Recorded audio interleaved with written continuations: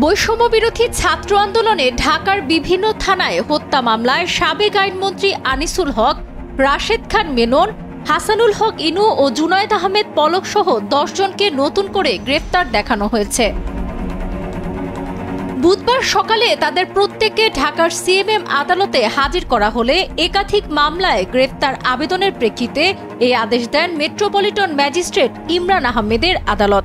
এছাড়া পল্টন থানার যুবদল নেতা শামীম হত্যা মামলায় মিরপুরের সাবেক কাউন্সিলর জামাল মোস্তফা ও ঢাকা মহানগর উত্তর মহিলা আওয়ামী লীগের সাংগঠনিক সম্পাদক রোকেয়া জামানকে 3 দিন করে রিমান্ড আদেশ দিয়েছেন আদালত।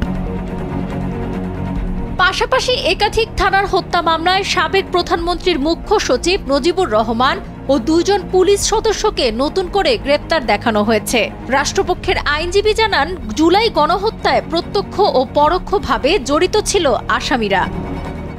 আমাদের এই সরকারের মুখ্য লক্ষ্য হলো যে বিচার করা, সেটা লোক দেখানো না। সাবেক প্যাসিস হাসিনার সাবেক অন্যতম সহযোগী মন্ত্রী আনিসুল হক, তাকে 2টি মামলায় গ্রেপ্তার দেখানো হয় এবং রাশেদ খান মেনন এবং হাসানুল হক ইনু এরাও প্যাসিস হাসিনার অন্যতম সহযোগী এবং জুলাই বিপ্লবের হত্যার অন্যতম তারা কুশীলব, তাদেরকেও একটি মামলায় আজকে গ্রেপ্তার দেখানো হয়। আর আরেকজন আপনারা জানেন আইসিটি মন্ত্রী জুনায়েদ আহমেদ পলক, যিনি সারা দেশে ইন্টারনেট বন্ধ করে দিয়ে হত্যাযজ্ঞ চালিয়ে যাওয়ার জন্য সহায়তা করেছিল, সে জুনায়েদ আহমেদ পলক এবং একজন কমিশনার সলিমুল্লাহ ছলু এবং সাবেক একজন এমপি ঢাকারই সাদেক খান, তাদেরকেও এই আজকে মোহাম্মদপুর একটি থানা মামলায় গ্রেপ্তার দেখানো হয়। এছাড়াও আপনারা জানেন যে আরেকটি মামলায় যে স্বাধীনতা চিকিৎসক পরিষদের একজন সহসভাপতি জাকিয়া কামাল মুন, তাকেও একটা মামলায় হত্যা মামলায় গ্রেপ্তার দেখানো হয়।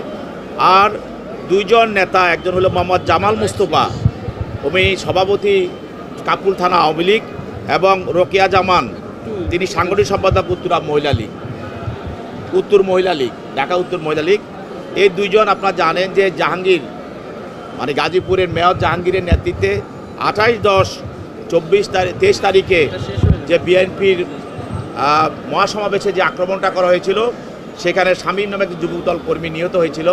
এই ঘটনার সঙ্গে তারা প্রত্যক্ষ পরোক্ষভাবে জড়িত থাকার কারণে তদন্তকারী কর্মকর্তা তাদের জন্য 7 দিনের রিমান্ড প্রার্থনা করেন। বিজ্ঞ আদালত তাদের বিরুদ্ধে 3 দিনের রিমান্ড মঞ্জুর করে এই 2 জনকে তদন্তকারী কর্মকর্তার হেফাজতে প্রদান করেন। আজকে জানেন যে পল্টন থানা, মোহাম্মদপুর থানা, সূত্রাপুর থানা, এই 3টি থানায় পৃথক পৃথক থানায় আজকের আসামিদেরকে সোনারেশ দেখানো হয়েছে এবং এই মামলা এই আসামিদেরকে যারা গত সরকারের মন্ত্রী ছিলেন, এমপি ছিলেন এবং সচিব ছিলেন, তাদেরকে এই মামলাগুলিতে বারবার সোনারেশ দেখানো হচ্ছে এবং গ্রেপ্তার করা হচ্ছে, রিমান্ডে নেওয়া হচ্ছে। আমরাও বিজ্ঞ আদালতে আমরা সাবমিশন রাখি এবং জামিন শুনানি করি, কিন্তু বিজ্ঞ আদালত সন্তুষ্ট হয়ে সেগুলি নামঞ্জুর করেন।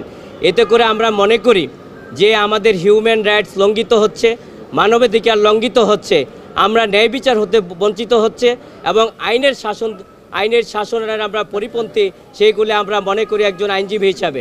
শেখ ফরিদের পাঠানো তথ্যচিত্রে ডেস্ক রিপোর্ট, সাবরিনা কাজী, কালের কণ্ঠ।